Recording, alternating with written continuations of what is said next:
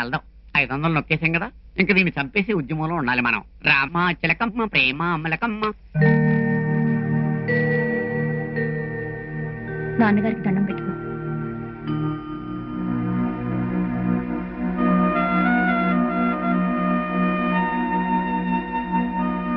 మీ నాన్నగారు మనకి శారీరకంగా దూరమయ్యారే గాని ఇప్పటికీ మనతోనే ఉన్నారని నా నమ్మకం.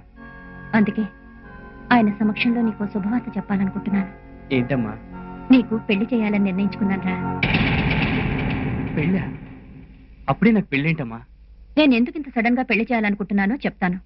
అది విన్న తర్వాత ఆలోచించి అందులో న్యాయం లేదనుకుంటే అప్పుడు చెప్పు. అప్పటి వరకు నువ్వు మాట్లాడకూడదు. ప్రామిస్? ప్రామిస్. మీ నాన్నగారు బాగా చదువుకున్నవారు, తెలివైన వారు, గుణవంతులు. కులం కూడా మనదే అయినా డబ్బు లేదన్న ఒకే ఒక కారణంతో మా అన్నలు మేనమావలు మా పెళ్లికి ఒప్పుకోలేదు. అమ్మ ఎటూ మాట్లాడలేకపోయింది. అంత మంచి మనిషిని వదులుకోవడం నా వల్ల కాలేదు. ఎందుకంటే డబ్బు ఎప్పుడైనా సంపాదించుకోవచ్చు, కానీ గుణాన్ని సంపాదించలేం కదా. అందుకే ఇంట్లో అందరినీ ఎదిరించి గుళ్ళో పెళ్లి చేసుకున్నాం. 3 నెలల తర్వాత నువ్వు నా కడుపున పడ్డావు. నేను 6 నెలలు గర్భవతిగా ఉండగా మీ నాన్నగారు కారు యాక్సిడెంట్లో చనిపోయారు. అది వేరొకరిని రక్షించబోయి ఆయన బలైపోయారు. అలా ఆయన మరణంలో కూడా ఓ గొప్పతనం ఉంది. ఏం చేయాలో తోచక చెడు దిక్కు తెలియని పరిస్థితిలో ఈ ఇంట్లో అడుగుపెట్టాను. పెద్దల మాట వినకుండా, పెద్దల నిర్ణయాలు లెక్క చేయకుండా ఎవరికి వాళ్ళు నిర్ణయాలు తీసుకుంటే ఫలితాలు ఇలాగే ఉంటాయి. ఇప్పుడు ఏం మిగిలింది? 6 నెలల కడుపు, తెల్లబోయి నుదురు, దానికి మ్యాచింగ్ అయినట్టు తెల్లటి చీర. వాడు మన కులం వాడే, గుణవంతుడే, కానీ క్యాష్ లేదే. ఇప్పుడు నీకెవరు దిక్కు? అవే మాటలు రా పెద్దోడా. మనంతలేమో ఏనాడైతే అది మనకి ఇష్టం లేని పెళ్లి చేసుకుందో ఆనాడేమో అన్నా చెల్లెల బంధం తెగిపోయింది. అది మన ఇంటి పరువు వీధిని పడేస్తే దాన్ని నువ్వేం చేయగలిగావు? వాళ్ళతో మాట అనగలిగావా? ఇక ఈ విషయంలో నువ్వేం మాట్లాడు. జరిగిందేదో జరిగిపోయింది. ఇప్పుడు ఏం చేయాలో అది ఆలోచించండి. జరిగిపోయిన తర్వాత ఆలోచించేదే ఉంది, అనుభవించడమే. భర్తపై పుట్టిడు దుఃఖంతో ఆడపడుచు నట్టింట్లో నిలబడితే అనాల్సిన మాటలేనా ఇది? అమ్మా, నీకదే ముఖ్యం అనుకుంటే దాన్ని ఇంట్లో ఉంచుకో. మేమంతా బయటికి పోతాం. మళ్ళీ జన్మలో ఈ ఇంటికి గడప తొక్కుతాం. ఒరే, కడుపుతో ఉన్న ఆడపిల్ల ఇంకెక్కడ ఉంటుందిరా? మరి అంత నిర్దాక్షిణ్యంగా మాట్లాడకు. అది ఏమవుతుందో, నూతులో దిగుతుందో గోతులో దిగుతుందో నాకు అనవసరం. దానికి ఆస్తులో వాటా ఉంది కాబట్టి దాని వాటా డబ్బు ఏమంటే ఇప్పుడే చెక్కు రాసి దాన్ని మొహరి కొడతాను. నూతిలోనో గోతులోనో దూకాల్సిన గతి దానికేం పట్టలేదు. శాంతికి నేను తోడున్నాను, దాన్ని నేను చూసుకోగలను. ఎందుకు చూసుకోవు? దాని వాటా డబ్బు చెక్కు నీ పేరు రాసి ఇమ్మంటావమ్మా? నీలా ప్రతి దాన్ని డబ్బుతో తూక వేసే నీతి బుద్ధి కాదు. అది రానన్న మానవత్వం మీద, రక్త సంబంధం మీద నాకున్న నమ్మకంతో దాన్ని ఇక్కడికి బలవంతంగా తీసుకొచ్చాను. అదెందుకు రానందో నాకు ఇప్పుడు పూర్తిగా అర్థమైంది. అమ్మా, మీరు ఒప్పుకుంటే శాంతిని నాతో పాటు తీసుకెళ్తాను.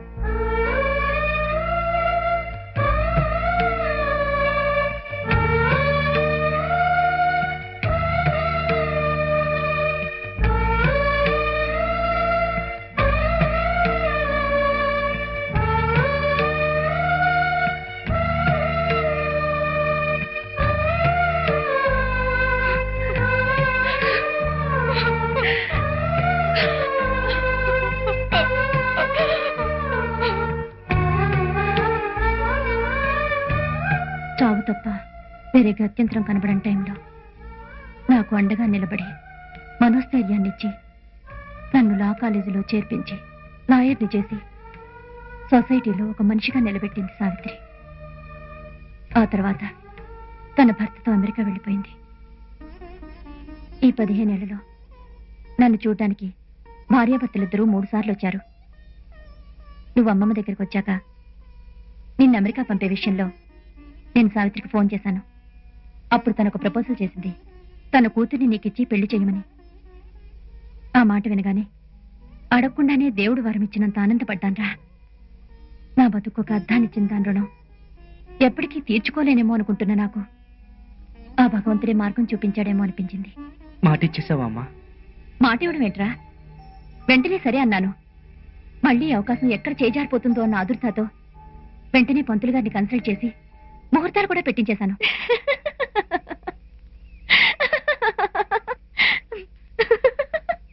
ఎందుకలా నవ్వుతున్నావు? నవ్వక ఏడవాలా? మనం ఆశపడ్డాం, కానీ ఆ భగవంతుడు రాసి పెట్టలేదు. దాని గురించి బాధపడి ప్రయోజనం ఏముంది? అంటే నిజంగా నీకు బాధ లేదా? ఎందుకు లేదు? కానీ బాధలు నిరాశలు నాకు కొత్త కాదు. నా చిన్నప్పుడు పట్టు పరికిణి జాకెట్టు కట్టుకోవాలని నాకెంతో ఆశగా ఉండేది. మా నాన్నగారు నాకంత స్తోమత లేదమ్మా అంటే చీటి గుడ్డతో కుట్టించిన వాటితో సరిపెట్టుకునేదాన్ని.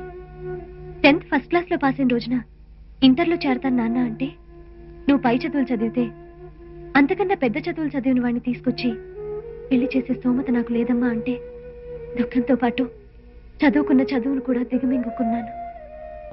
అలాగే అమ్మా నాన్నల విషయం, నా పెళ్లి విషయం ఆశపడటం, అది దక్కకపోవటం నాకు కొత్త ఏం కాదు. మీరు బుద్ధిగా మీ అమ్మగారు చెప్పిన అమ్మాయిని పెళ్లి చేసుకోండి. అంత తేలిక ఎలా చెప్పగలుగుతున్నావు మోహన? మీకెన్నేళ్ళు? 22. అందరూ చేసే పొరపాటే మీరు చేస్తున్నారు.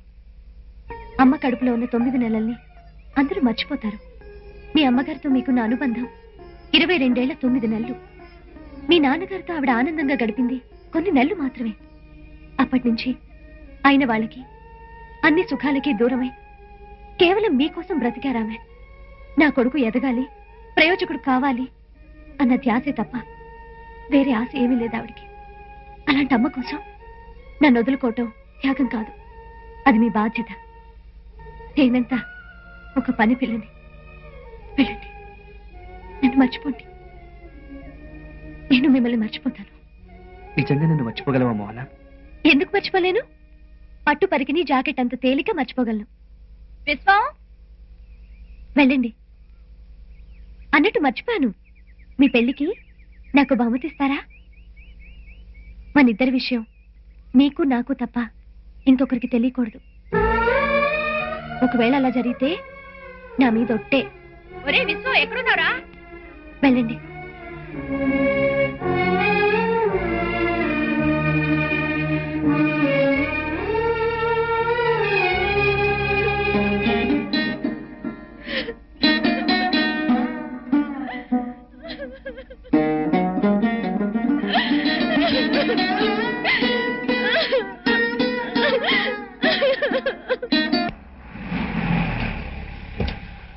ఏమా బాగున్నావా? బాగున్నానండి. శాంత, హలో, రండి రండి. ఎంతకాలం అయింది నేను చూసి. బాగున్నావా? నేను బాగున్నాను. నువ్వెలా ఉన్నావు? ఈ బతుకు నువ్వు పెట్టిన భిక్షే కదే. నిక్షేపంగా ఉన్నాను. ఇదిగో నువ్వు ఇలా భిక్ష భిక్ష అన్నావు అంటే నేను ఇప్పుడే ఊరికే అన్నాను. లేవే. బాగున్నావా? బాగున్నాను అన్నయ్య గారు, మీరు బాగున్నారా? బాగున్నాను. అవును, శిరీష్ ఏది? రాలేదు. రాలేదా? Hi aunty. కంగారు పెట్టావు కదే. ముందు నాకు కాదమ్మా, పెద్దవాళ్ళకి పెట్టాలి. రామ్మా, రావే. రండి అన్నయ్య. నమస్తే సార్, నా పేరు నారాయణ. ఈ ఇంటి యజమానురాలు నాకు అక్క వరుస అవుతుంది. అంటే ఈ దాసు నా మేనలుడు. ఈ పెళ్లి జరిగింది అనుకోండి, మీరు నా తమ్ముడు వరుస అవుతారు. అర్థమైంది కదా? ఇప్పుడు రండి. మా ఊరు ఎలా ఉంది శిరీష? చాలా బాగుందండి. పచ్చటి పొలాలు, ఈ గోదావరి చాలా థ్రిల్గా ఉంది. రండి రండి రండి. నమస్కారం అండి. ఏంటి అలా చూస్తున్నారు? వీళ్ళు ఏ గ్రహం నుంచి దిగారనా? ఈ గ్రహం వాళ్ళే. మా అక్కని జాగ్రత్తగా చూసుకోమని ముగ్గురిని పెట్టారు. ఇలా పన్ని పనులు చూసుకుంటా. చాలే, నోరు మూసుకో. రండి. ఇదిగా బంధువుల ముందు చులకనగా మాడితే కోపం వచ్చేది. కోపడిపోనా? మానేస్తా. అమ్మా, ఎవరొచ్చారో చూడు. ఎవరు? సరిగ్గా చూడమ్మా. అబ్బా, ఈ వయసులో నాకు ఈ పరీక్షలేంటే? ఎవరో చెప్పవే. నేనమ్మా, సావిత్రిని. నా తల్లి, నా తల్లి. బాగున్నావా? మీ ఆశీర్వాద బలం వల్ల బాగున్నానమ్మా. ఇది మీ మనవరాలు, నా కోడలు శిరీష. చిరంజీవి చిరంజీవి, బంగారు బొమ్మలా ఉన్నావు. వెళ్ళి వాళ్ళ దగ్గర కూడా ఆశీర్వాదం తీసుకో. వద్దులేమ్మా, ఆడకంత సీన్ లేదు. ఒరే, నువ్వు నోర్మై. అలాగే. నువ్వు పెట్టమ్మా. నిండు 100 ఏళ్ళు వర్దిల్లమ్మా. లేవమ్మా, జిందగీలో ఎప్పుడు ఇజ్జత్ తోటి అందరిని దబాయించి బతకాలి. కన్ఫ్యూజ్ అవ్వకమ్మా, అది నైజం వేస. నీకు తిట్టినట్టుంది కదా. నా తల్లి, నా తల్లి, పసుపు కుంకాలతోటి, గంపెడి పిల్ల పాపలతోటి, పెరట్ నిండా సొమ్ములతోటి, గాది నిండా ధాన్యంతోటి, దాక నిండా కూరలతోటి ఇది శ్రీకాకుళం వేస్తే నీకు అర్థమై కాదు. ఏ మోహన, చూసి నేర్చుకో.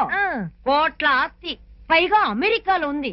అయినా వినయము మర్యాద ఒక్కసారైనా మా కళ్ళకు దండం పెట్టావను. Your so beautiful. I'm Shirisha. మీరు? నా పేరు మోహన్ అండి. ఇక్కడ వీళ్ళందరికీ పని మనిషిని.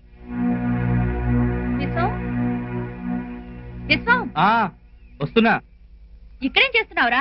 ఎవరొచ్చారు చూడు. Young man, fine, thank you. జీవితమే ఒక ఆట సాహసమే పూబాట జీవితమే ఒక ఆట సాహసమే పూబాట నాలో ఊపిరి ఉన్నన్నాళ్ళు ఉండవు మీకు కన్నీళ్ళు అనాథలైన అభాగ్యులైన అంతా నా వాళ్ళు ఎదురే నాకు లేదు నన్నెవరూ ఆపలేరు ఎదురే నాకు లేదు నన్నెవరూ ఆపలేరు జీవితమే ఒక ఆట సాహసమే పూబాట జీవితమే ఒక